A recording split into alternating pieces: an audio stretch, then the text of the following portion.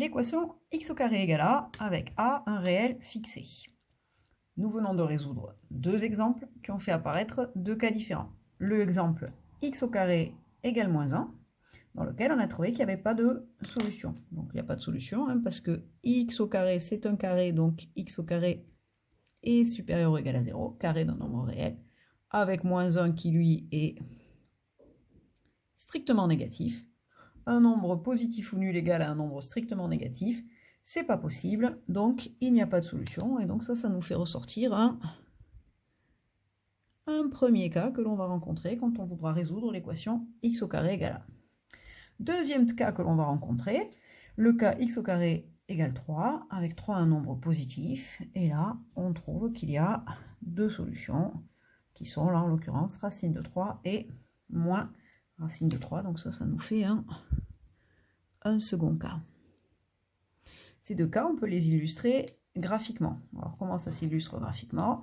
X au carré égale moins 1, ben, je cherche l'intersection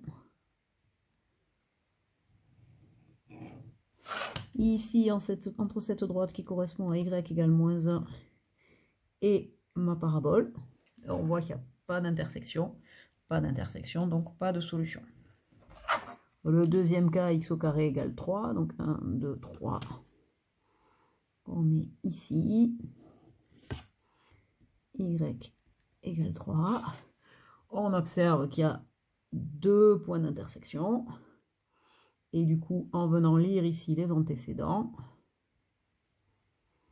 eh bien, on voit nos deux antécédents.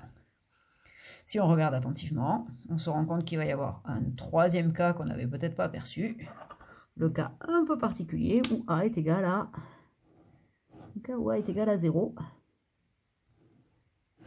Dans le cas où a est égal à 0, on voit que des points d'intersection, il n'y en a pas deux, mais il y en a un.